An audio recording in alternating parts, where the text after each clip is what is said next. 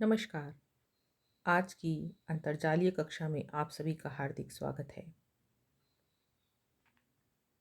हम कारक प्रकरण का अध्ययन कर रहे हैं। पूर्व के वीडियो में हम प्रथमा, द्वितीया और तृतीया विभक्ति का अध्ययन कर चुके हैं। आज हम जिस विभक्ति का अध्ययन करेंगे वह है चतुर्थी विभक्ति। इस विभक्ति में संप्रदान कारक होता है जिसका चिन्ह है के लिए।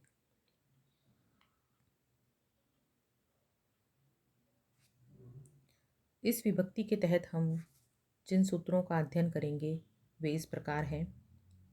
कर्मणा यमभिप्रैति ससंप्रदानम चतुर्थी संप्रदाने रुच्यर्थानां प्रीयमाणः धारेरुत्तमर्णः स्पृहेरिप्सितः क्रुद्धद्रुहेर्ष्यासूयार्थानां यमप्रतिकोपः नमः स्वस्ति स्वाहा स्वदा अलम वषड योगाच्च। ये 7 सूत्र आपके पाठ्यक्रम में निर्धारित है। चतुर्थी विभक्ति संप्रदान कारक के तहत हम इन्हीं सूत्रों का अध्ययन करेंगे।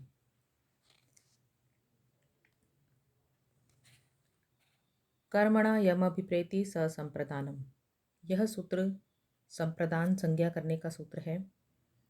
इस सूत्र की वृत्ति में कहा गया है दानस्य कर्मणा यमभिप्रैति ससंप्रदान संज्ञः स्यात्। इस सूत्र में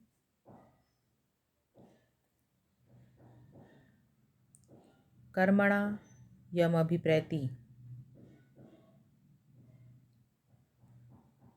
ससंप्रदानम अर्थात दान आदि कर्म के द्वारा जिसे भोक्ता बनाया जाए, जिसे अभिप्रेत किया जाए, उसकी संप्रदान संज्ञा होती है।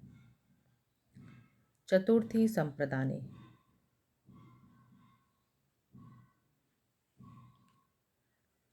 इस सूत्र के आधार पर चतुर्थी विभक्ति का विधान किया जाता है। इसमें कहा गया है कि अनभिहित यानी कि अनुक्त संप्रदान कारक में चतुर्थी विभक्ति होती है। जैसे विप्राय गाम ददाति, इस वाक्य में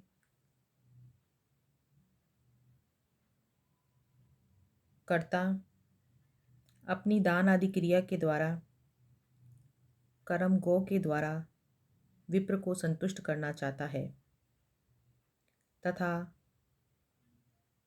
कर्ता गाय पर अपना अधिकार छोड़ करके ब्राह्मण का अधिकार स्थापित करना चाहता है।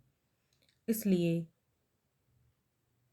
विप्र को यहाँ पर कर्मणा यम विप्रैति ससंप्रदानम सूत्र से संप्रदान संज्ञा करके चतुर्थी संप्रदाने से विप्र में चतुर्थी विभक्ति का प्रयोग किया गया है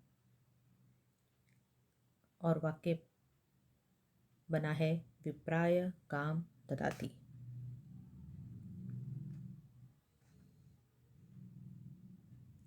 यह जो चतुर्थी विभक्ति है यह अनभिहित संप्रदान कारक में ही होती है, अनुक्त संप्रदान कारक में ही होती है।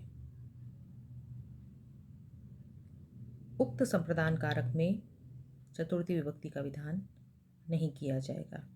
जैसे दीयते अस्मे दानियो विप्रः, इस उदाहरण में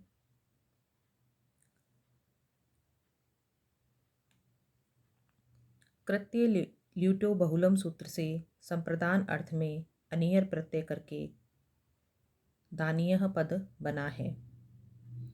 इस प्रत्यय के कारण संप्रदान कारक जो विप्र है वह उक्त हो गया है और उसमें चतुर्थी विभक्ति का विधान नहीं किया गया है, क्योंकि अनुक्त संप्रदान में ही चतुर्थी विभक्ति का विधान किया जाता है।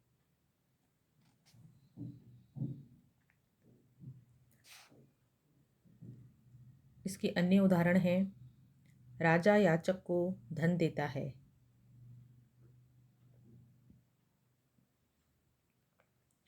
यहाँ पर याचक को अभिप्रेत किया जा रहा है। इसी कारण से कर्मणा यमभिप्रैति स संप्रदानम सूत्र से इसकी संप्रदान संज्ञा करके चतुर्थी संप्रदाने सूत्र से इसमें चतुर्थी विभक्ति का विधान करके नृपः याचकाय धनम ददाति यच्छति वा यह वाक्य प्रयोग किया गया है। सेठ ब्राह्मण को गाय देता है। यहाँ पर दान आदि क्रिया के द्वारा ब्राह्मण को अभिप्रेत किया गया है, इसलिए इसमें कर्मणा यमभिप्रेति स संप्रदानम सूत्र से संप्रदान संज्ञा करके चतुर्थी संप्रदाने सूत्र से इसमें चतुर्थी विभक्ति का विधान करके श्रेष्ठी ब्राह्मणाय गाम ददाति यच्छति वा यह वाक्य प्रयोग किया गया है। गुरु शिष्य को ज्ञान देता है। यहाँ पर देना क्रिया के द्वारा शिष्य को अभिप्रेत किया गया है, इसलिए कर्मणा यमभिप्रैति स संप्रदानम सूत्र से शिष्य को संप्रदान संज्ञा करके चतुर्थी संप्रदाने सूत्र से इसमें चतुर्थी विभक्ति का प्रयोग करके गुरुः शिष्याय ज्ञानम प्रददाति यच्छति वा यह वाक्य प्रयोग किया गया है। राम श्याम को पुस्तक देता है। यहाँ पर कर्मणा यमभिप्रैति स संप्रदानम सूत्र से श्याम को संप्रदान संज्ञा करके चतुर्थी संप्रदाने सूत्र से इसमें चतुर्थी विभक्ति का प्रयोग करके रामः श्यामाय पुस्तकम ददाति यच्छति वा यह वाक्य प्रयोग किया गया है। सीता गीता को वस्त्र देती है। यहाँ पर कर्मणा यमभिप्रैति स संप्रदानम सूत्र से गीता को संप्रदान संज्ञा करके चतुर्थी संप्रदाने सूत्र से इसमें चतुर्थी विभक्ति का विधान करके सीता गीताय वस्त्रम ददाति यच्छति वा यह वाक्य प्रयोग किया गया है।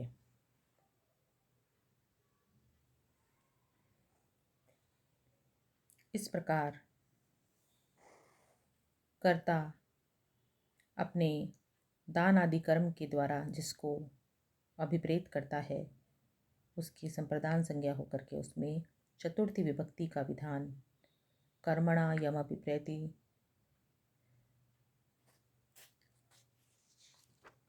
ससंप्रदानम और चतुर्थी संप्रदाने सूत्रों के द्वारा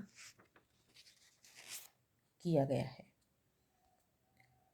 अगला सूत्र है रुच्यर्थानाम प्रियमाणः। इसकी वृत्ति है रुच्यर्थानाम धातूनाम प्रयोगे प्रियमाणो अर्थ संप्रदानम स्यात्। इस सूत्र में दो पद हैं, रुच्यर्थानाम और प्रियमाण। कर्मणा यमभिप्रैति स संप्रदानम से संप्रदान की अनुवृत्ति यहाँ पर लाई जाती है और कार के सूत्र का अधिकार है। वृत्ति के आधार पर सूत्र का अर्थ हुआ रुचि अर्थ वाले धातुओं के प्रयोग में प्रियमाण पदार्थ की संप्रदान संज्ञा होती है। प्रियमाण से अभिप्राय है जो प्रीति के आश्रय होते हैं, जो प्रसन्न या संतुष्ट हो रहे होते हैं, ऐसे व्यक्ति प्रियमाण होते हैं। जैसे हरये रोचते भक्ति, हरि को भक्ति अच्छी लगती है। यहाँ पर रुच धातु का प्रयोग किया गया है। कर्ता भक्ति है और भक्ति से प्रसन्न होने वाले हरि हैं, इसलिए यहाँ पर प्रियमाण हरि हैं। और रुच्यर्थानाम प्रियमाणः से प्रियमाण हरि को संप्रदान संज्ञा होकर के चतुर्थी संप्रदाने से हरि में चतुर्थी विभक्ति का विधान किया गया है। यहाँ पर भक्तिनिष्ठ व्यापार से उत्पन्न प्रीति का आश्रय होने से हरि को कर्तुरिप्सित तमाम कर्म से कर्म संज्ञा प्राप्त होती है, परंतु उसको बाध करके रुच्यर्थानाम प्रियमाणः सूत्र से इसकी संप्रदान संज्ञा की गई है। परंतु इस प्रकार का अर्थ ग्रहण करने पर हरि ही भक्तिम अभिलषति, इस वाक्य में प्रीति का विषय भक्ति है, उसको भी संप्रदान संज्ञा होनी चाहिए, तो वहाँ पर संप्रदान संज्ञा क्यों नहीं हुई है? इस प्रश्न का उत्तर देते हुए रुचि का अर्थ बताया जा रहा है। अन्य कर्त को अभिलाषो रुचि।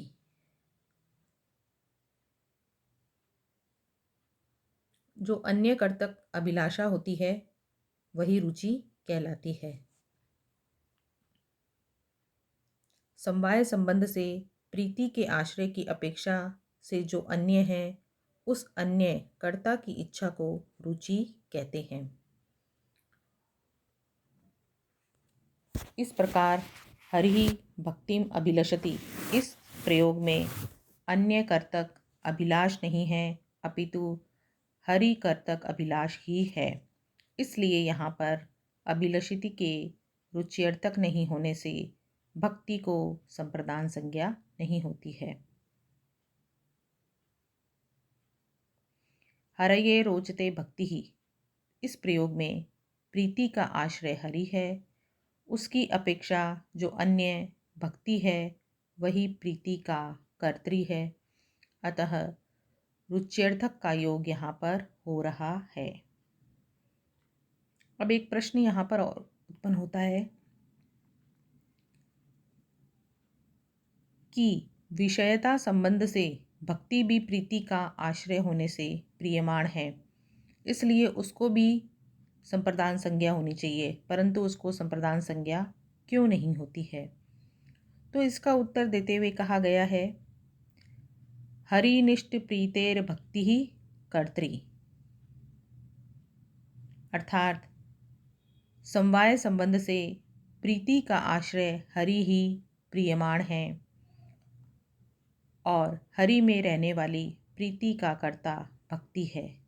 भक्ति में समवाय संबंध से प्रीति के नहीं रहने से प्रियमाणत्व नहीं है, इसलिए उसे संप्रदान संज्ञा नहीं होती है।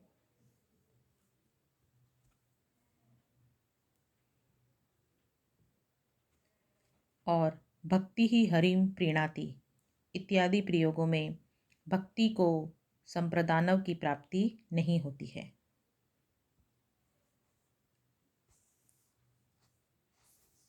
रुच्यर्थानाम प्रियमाणः, इस सूत्र में प्रियमाण पद नहीं रखा जाए तो क्या होगा? इसका उत्तर देते हुए कहा गया है कि यदि सूत्र में प्रियमाण पद न रखा जाए तब रुच्यर्थक धातु के योग में प्रियमाण अप्रियमाण सभी को ही संप्रदान संज्ञा हो जाएगी और यह अर्थ होने पर देवदत्ताय रोचते मोदकम मोदकः पथि, अर्थात देवदत्त को रास्ते में लड्डू अच्छा लगता है, इस वाक्य में पथ के प्रियमाण न होने पर भी उसे संप्रदान संज्ञा होने लग जाएगी और पथ को संप्रदान संज्ञा न हो किसी कारण से सूत्र में प्रियमाण पद परम आवश्यक है। रुच्यर्थानाम प्रियमाणः सूत्र के अन्य उदाहरण हैं, बालक गणेश को लड्डू अच्छे लगते हैं। यहाँ पर अच्छे लगते हैं इस क्रियापद के लिए रुच धातु का प्रयोग करने के कारण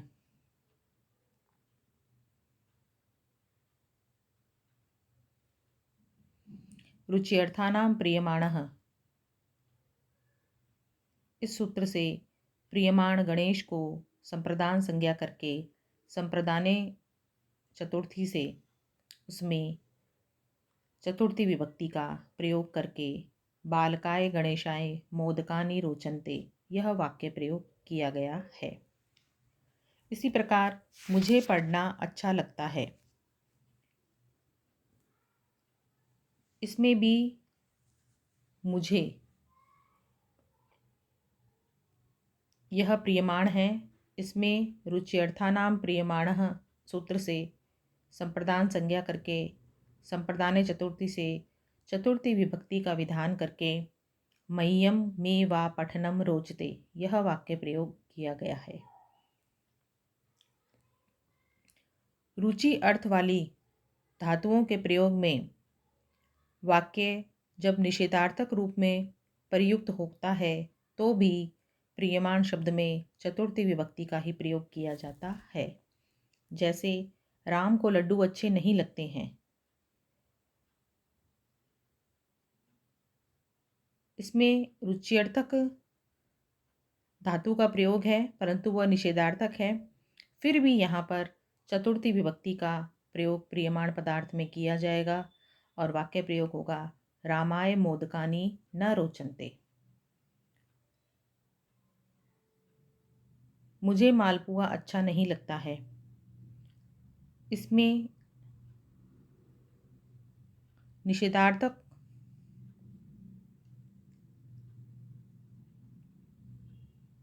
रूप में रुच धातु का प्रयोग किया गया है। फिर भी यहाँ पर प्रियमाण में चतुर्थी विभक्ति का ही विधान किया जाएगा। न में स्वदेते अपूपः, यहाँ पर मुझे के लिए में पद प्रयुक्त किया गया है जो कि चतुर्थी विभक्ति का है।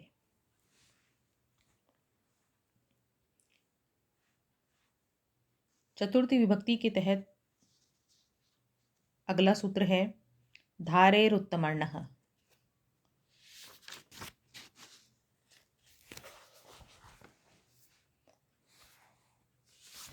इसमें दो पद हैं, धारेः और उत्तमर्णः। कर्मणा यमभिप्रैति स संप्रदानम से संप्रदान की अनुवृत्ति आती है और कार के सूत्र का यहाँ पर अधिकार है। इसकी वृत्ति है धार्यते प्रयोगे उत्तम रणः उक्त संज्ञा स्यात्।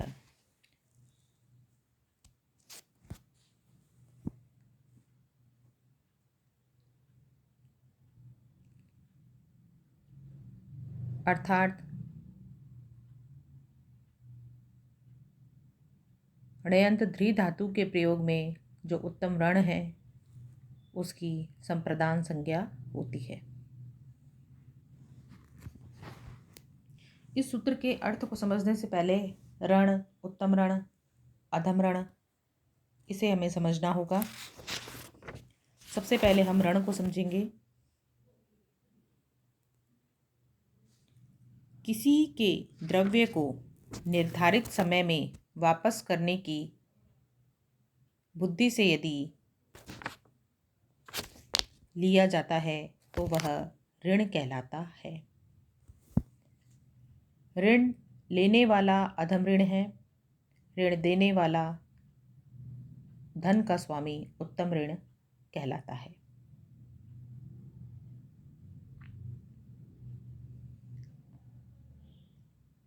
इस प्रकार धारेर उत्तमर्णः सूत्र में कहा गया है कि धारी धातु के योग में जो उत्तम ऋण है उसकी संप्रदान संज्ञा होती है। जैसे भक्ताय धार्यति मोक्षम हरि, भक्त के लिए हरि मोक्ष को धारण करते हैं। इस वाक्य में उत्तम ऋण भक्त है क्योंकि भक्त पूजा करते हुए तुलसी दल, चंदन, पुष्प, नैवेद्य आदि हरि को देता है।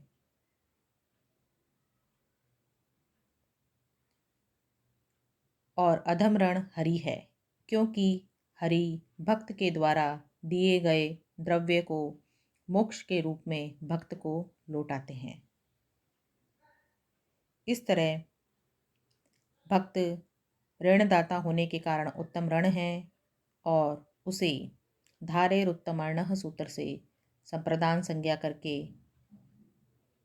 चतुर्थी संप्रदाने से उसमें चतुर्थी विभक्ति का विधान किया जाता है। यह संप्रदान संज्ञा संबंध षष्ठी का अपवाद है।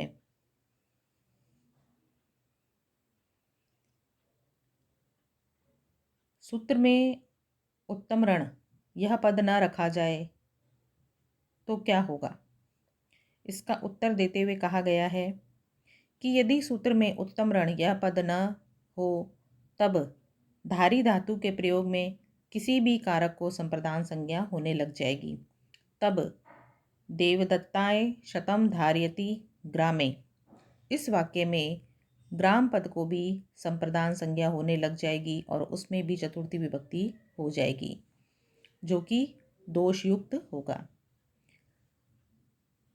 धारेरुत्तमर्णः सूत्र में उत्तम ऋण पद रहने से ग्राम को संप्रदान संज्ञा नहीं होती है, क्योंकि वह उत्तम ऋण नहीं होता है। उत्तम ऋण तो मात्र देवदत्त ही है और उसी में संप्रदान संज्ञा होकर के चतुर्थी विभक्ति का विधान किया जाता है।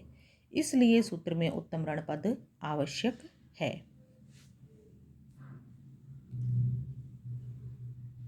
धारेरुत्तमर्णः सूत्र के अन्य उदाहरण हैं। राम शाम से 1000 रुपये उधार लेता है।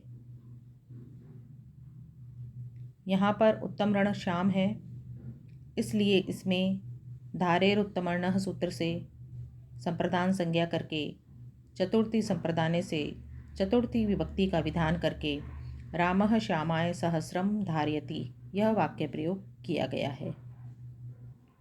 वह मुझसे 100 रुपये का ऋण लेता है। इसमें मुझसे यह उत्तम ऋण है। इसमें धारेरुत्तमर्णः सूत्र से संप्रदान संज्ञा करके चतुर्थी संप्रदाने से चतुर्थी विभक्ति का विधान करके सह मह्यम शतम धारयति यह वाक्य प्रयोग किया गया है। हरि भक्त के लिए मोक्ष को धारण करते हैं। इसमें भक्त उत्तम ऋण है। इसमें धारेरुत्तमर्णः सूत्र से संप्रदान संज्ञा करके चतुर्थी संप्रदाने से चतुर्थी विभक्ति का विधान करके हरि ही भक्ताय मोक्षम धारयति यह वाक्य प्रयोग किया गया है। चतुर्थी विभक्ति के तहत अगला सूत्र है स्पृहेरिप्सितः। इस सूत्र में 2 पद हैं, स्पृहे और इप्सित। कर्मणा यम विप्रेति स संप्रदानम सूत्र से संप्रदान की अनुवृत्ति आती है और कार के सूत्र का यहाँ पर अधिकार है। सूत्र की वृत्ति में कहा गया है स्प्रयते प्रयोगे इष्टः संप्रदानम स्यातः, अर्थात स्पृह धातु के प्रयोग में इप्सित वस्तु को संप्रदान संज्ञा होती है। जैसे पुष्पेभ्यः स्प्रयति।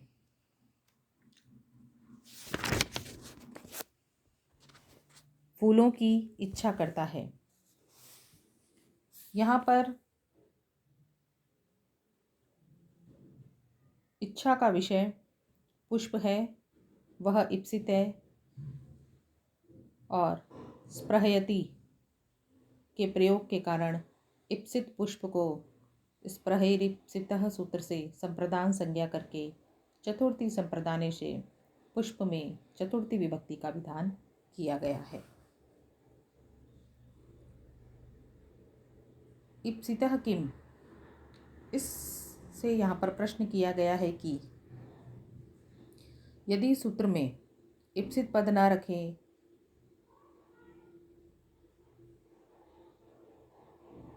तो क्या होगा? इसका उत्तर देते हुए कहा गया है कि यदि स्पृहेरिप्सितः सूत्र में इप्सित पद ना रखें तो सूत्र का अर्थ हो जाएगा स्पृह धातु के प्रयोग में संप्रदान संज्ञा होती है। इस दशा में पुष्पेभ्यो वने स्पृहयति, इस वाक्य में वन को भी संप्रदान संज्ञा होने लग जाएगी। इप्सित पद सूत्र में रखने पर इष्ट वस्तु को ही संप्रदान संज्ञा होती है। पुष्पेभ्यो वने स्प्रयति, इस वाक्य में इच्छा का विषय पुष्प है, वन नहीं, अतः वन को संप्रदान संज्ञा नहीं होती है, केवल पुष्प को ही संप्रदान संज्ञा होती है। स्प्रह के योग में इप्सित को संप्रदान संज्ञा होने पर पुष्पाणि स्प्रयति यह प्रयोग नहीं बन सकेगा, जबकि यह प्रयोग भी देखा जाता है। इसका उत्तर देते हुए कहा गया है कि स्परहेरिप्सितः सूत्र से इप्सित मात्र में ही संप्रदान संज्ञा होती है।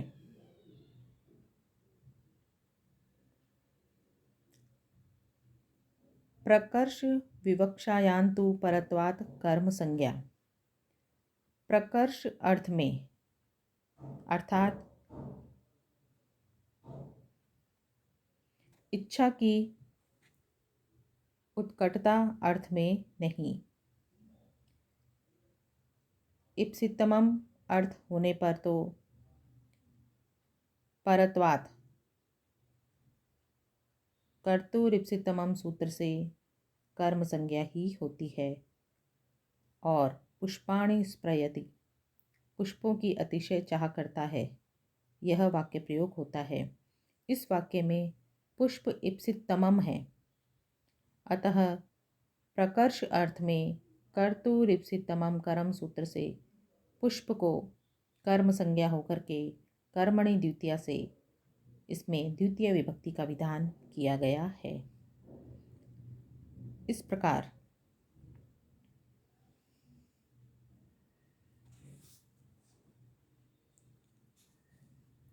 जब इप्सित अर्थ होगा तब तो स्परहेरिप्सित सूत्र से संप्रदान संज्ञा होगी, और जब इप्सित तमम अर्थ होगा तब कर्तुरिप्सितमम कर्म सूत्र से कर्म संज्ञा होगी।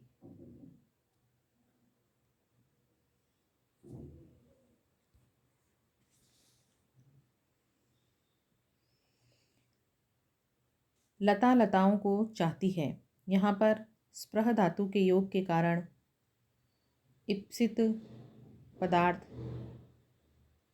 लताओं में संप्रदान संज्ञा करके संप्रदान चतुर्थी से चतुर्थी विभक्ति का विधान करके लता लताभिः स्प्रयति यह वाक्य प्रयोग किया गया है। स्प्रह धातु के योग में जब इप्सितता का भाव नहीं होगा, केवल इच्छा विषयता मात्र की विवक्षा होगी, तो वहाँ पर द्वितीया और षष्ठी विभक्ति का प्रयोग भी किया जा सकता है। जैसे लता लतानाम स्प्रयति, यहाँ पर षष्ठी विभक्ति का प्रयोग किया गया है। लता लताः स्प्रयति, यहाँ पर द्वितीय विभक्ति का प्रयोग किया गया है, क्योंकि यहाँ पर इच्छा विषयता मात्र की विवक्षा है। अगला सूत्र है क्रुद्ध द्रुहेर्ष्या सूयार्थानाम यम प्रतीकोपः।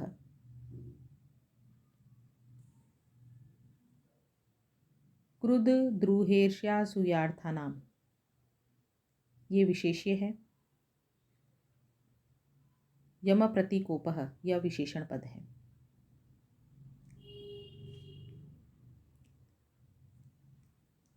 यहाँ पर क्रुद्ध, द्रुह, ईर्ष्या और असूया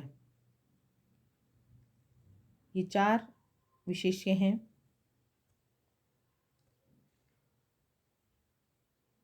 क्रुद्ध का अर्थ है अमर्ष यानी कि असहनशीलता। द्रुह का अर्थ है अपकार यानी कि किसी का अनिष्ट करना। ईर्ष्या का अर्थ है अक्षमा यानी कि सहन न करना। और असूया का अर्थ है दूसरों के गुणों में दोष का अन्वेषण करना। इसकी वृत्ति में कहा गया है क्रुदाद्य अर्थानां प्रयोगे यम प्रतीकोपः सह उक्त संज्ञः स्यात्। अर्थात क्रोध, द्रोह, ईर्ष्या एवं असूया अर्थ वाले धातुओं के प्रयोग में जिस पर कोप किया जाए उसको संप्रदान संज्ञा होती है। जैसे हरये कृत्यति, द्रुयति, ईर्ष्यति, असूयति वा। इन उदाहरणों में क्रोध, द्रोह, ईर्ष्या और असूया इनके प्रयोग के कारण कोप के पात्र हरि पर क्रुद्ध द्रूहेर्ष्यासूयार्थानाम यम प्रतिकोपः सूत्र से संप्रदान संज्ञा करके चतुर्थी संप्रदाने से चतुर्थी विभक्ति का विधान करके हरये कृत्यति, द्रुयति, ईर्ष्यति, असूयति वा यह वाक्य प्रयोग किया गया है।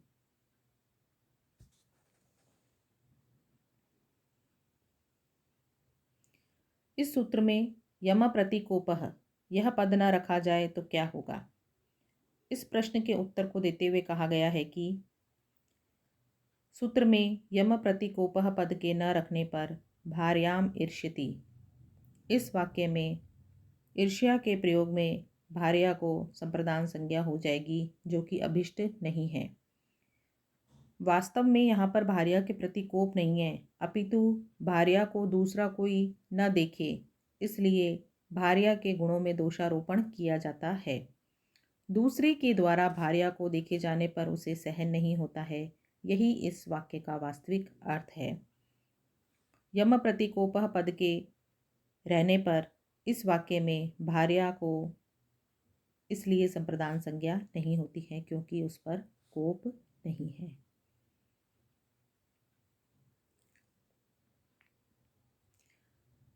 सूत्र में जो द्रोह, ईर्ष्या, असूया पद दिए गए हैं, ये सभी कोप से उत्पन्न होने पर ही संप्रदान का निमित्त बनते हैं। इसलिए यम प्रतिकोपः यह सभी धातुओं के अर्थों का सामान्य रूप से विशेषण है।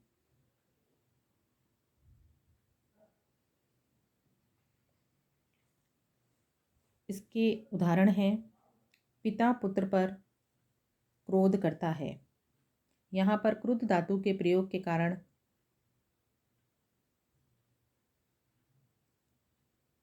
पुत्र की क्रुद्ध ध्रुवेर्ष्या सूयार्थानाम यम प्रतिकोपः सूत्र से संप्रदान संज्ञा करके संप्रदाने चतुर्थी सूत्र से इसमें चतुर्थी विभक्ति का विधान करके पित्रा पुत्राय क्रुध्यति कुप्यति यह वाक्य प्रयोग किया गया है। दुर्जन सज्जन से द्रोह करता है। यहाँ पर द्रोह धातु के प्रयोग के कारण सज्जन से इसकी संप्रदान संज्ञा करके चतुर्थी संप्रदाने से इसमें चतुर्थी विभक्ति का विधान करके दुर्जनः सज्जनाय द्रुयति यह वाक्य प्रयोग किया गया है। राम श्याम से ईर्ष्या करता है। यहाँ पर ईर्ष्य धातु के प्रयोग के कारण क्रुद्ध ध्रुवेर्ष्या सूयार्थानाम यम प्रतिकोपः सूत्र से श्याम से की संप्रदान संज्ञा करके चतुर्थी संप्रदाने से इसमें चतुर्थी विभक्ति का विधान करके रामः श्यामाय ईर्ष्यति यह वाक्य प्रयोग किया गया है। सीता गीता से ईर्ष्या करती है। यहाँ पर भी ईर्ष्य धातु के प्रयोग के कारण गीता से इस पद में क्रुद्ध ध्रुवेर्ष्या सूयार्थानाम यम प्रतिकोपः सूत्र से संप्रदान संज्ञा करके चतुर्थी संप्रदाने से इसमें चतुर्थी विभक्ति का विधान करके सीता गीताय ईर्ष्यति यह वाक्य प्रयोग किया गया है। लता राम से जलती है। यहाँ पर असूय धातु का प्रयोग होने के कारण राम से पद में क्रुद्ध ध्रुवेर्ष्या सूयार्थानाम यम प्रतिकोपः से संप्रदान संज्ञा करके संप्रदाने चतुर्थी से इसमें चतुर्थी विभक्ति का विधान करके लता रमाए असूयति यह वाक्य प्रयोग किया गया है। माता पुत्र से नाराज होती है। यहाँ पर रुष धातु के प्रयोग के कारण क्रुद्ध ध्रुवेर्ष्या सूयार्थानाम यम प्रतिकोपः सूत्र से पुत्र से पद की संप्रदान संज्ञा करके इसमें चतुर्थी विभक्ति का विधान करके माता पुत्राय रुष्यति यह वाक्य प्रयोग किया गया है।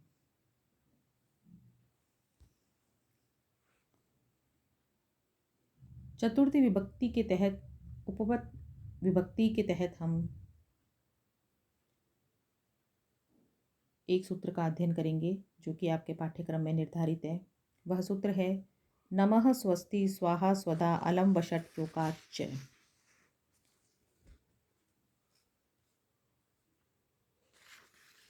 इस सूत्र में नमः स्वस्ति स्वाहा स्वधा अलम वषट योगात् च ये पद हैं।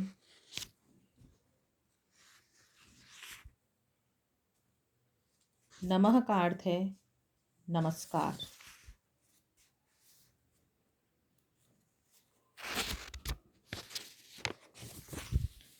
स्वस्ति का अर्थ है कल्याण। स्वाहा का अर्थ है देव को उद्देश्य करके देना। स्वधा का अर्थ है पितरों को उद्देश्य करके देना। अलम का अर्थ है पर्याप्त या समर्थ। वषट का अर्थ है इंद्र को उद्देश्य करके देना। इन अव्ययों के योग में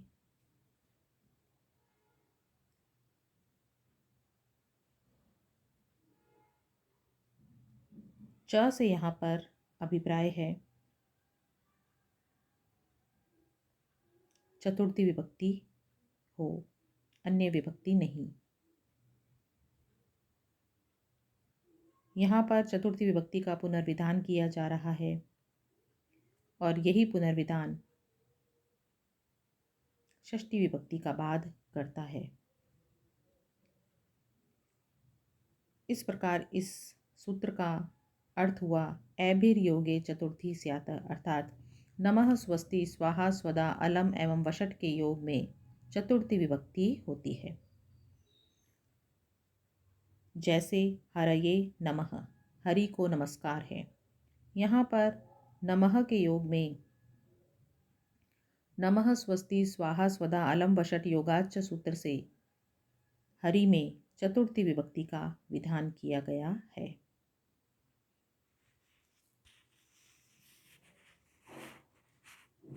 उपपद विभक्तेः कारक विभक्तिर्बलीयसी। उपपद विभक्ति से कारक विभक्ति बलवान होती है।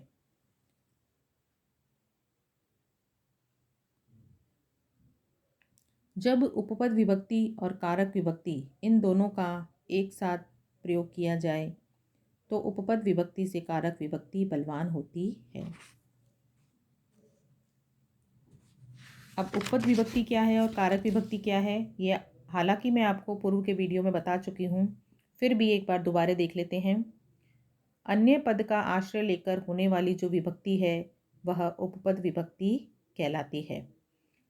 इसमें शब्द का क्रिया के साथ साक्षात संबंध नहीं होता है, अपितु वाक्य में उसका अन्वय बताने के लिए किसी अन्य पद का प्रयोग करने पर यह विभक्ति आती है। यह किसी प्रकार से क्रियाकारक भावमूलक संबंध को स्थापित करती है।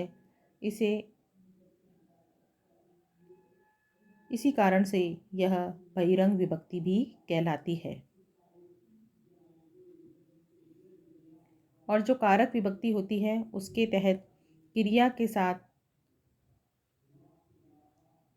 साक्षात संबंध को सूचित किया जाता है और क्रिया और कारक का जो संबंध होता है वह अंतरंग होता है। इसीलिए उपपद विभक्ति से कारक विभक्ति बलवान होती है।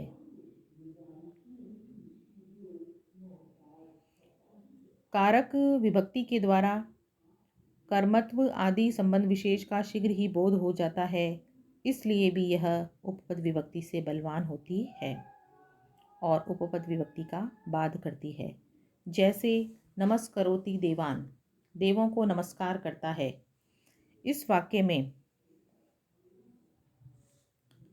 नमः इस पद के योग में तो देव शब्द से नमः स्वस्ति स्वाहा स्वधा अलम वषट योगाच्च सूत्र से चतुर्थी प्राप्त हुई थी, परंतु नमस्करोति इस क्रिया के साथ संबंध होने से देव से कर्म में द्वितीया भी प्राप्त है। इस स्थिति में उपपद विभक्ति ही कारक विभक्तिर बलीयसी, इस परिभाषा सूत्र के द्वारा कारक विभक्ति द्वितीया को बलवान बता दिए जाने के कारण चतुर्थी विभक्ति का कर्मणि द्वितीया से बाध करके देव शब्द से द्वितीय विभक्ति का विधान करके देवान प्रयुक्त किया गया है।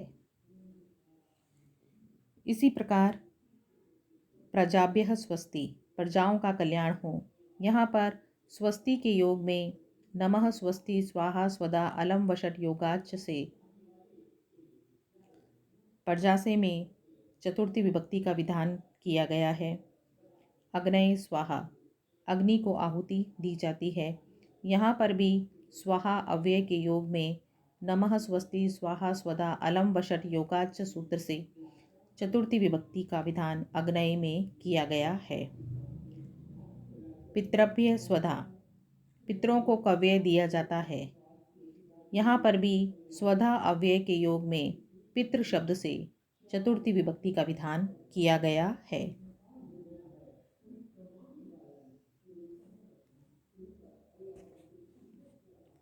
अन्य उदाहरण इस प्रकार हैं। श्री गणेशाय नमः, यहाँ पर नमः के योग में गणेश में चतुर्थी विभक्ति का विधान किया गया है। शिष्येभ्यः स्वस्ति, यहाँ पर स्वस्ति के योग में शिष्य में चतुर्थी विभक्ति का विधान किया गया है। अग्नये स्वाहा, यहाँ पर स्वाहा के योग में अग्नि में चतुर्थी विभक्ति का विधान किया गया है। इंद्राय वषट, यहाँ पर वषट के योग में इंद्र में चतुर्थी विभक्ति का विधान किया गया है। रावणाय रामः अलम, यहाँ पर अलम के योग में रावण में चतुर्थी विभक्ति का विधान किया गया है।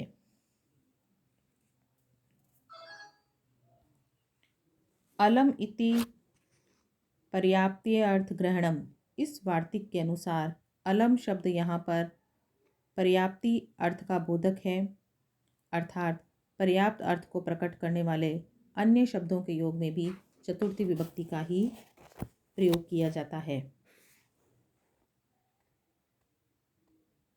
इस प्रकार यहाँ पर अलम पद से अलम पद ही नहीं उसके पर्यायवाची भी ग्रहण किए जाते हैं। जैसे दैत्यों के लिए हरि पर्याप्त है, दैत्येभ्य हरि अलम प्रभु समर्थः शक्तः। पाणिनि जी के अनुसार प्रभु शब्द के योग में चतुर्थी के विकल्प में षष्ठी विभक्ति का भी प्रयोग किया जाता है। जैसे प्रभुः बुभुषुः भुवन त्रयस्य। पाणिनि के निर्देशों के कारण ही महाकवि माघ ने शिशुपाल वध में इस प्रयोग को किया और प्रभु के योग में भुवन त्रयस्य में षष्ठी विभक्ति का प्रयोग किया है। इसी प्रकार ईश्वरः जगतः प्रभु, इसमें भी षष्ठी विभक्ति का विधान जगत पद में किया गया है। इस प्रकार साथियों, आज हमने चतुर्थी विभक्ति का अध्ययन किया। चतुर्थी विभक्ति के तहत हमने जिन सूत्रों का अध्ययन किया है, उन सूत्रों के संबंध में यदि आपको कोई प्रश्न करना हो तो आप मुझसे व्हाट्सएप पर चैट करके कर सकते हैं। धन्यवाद।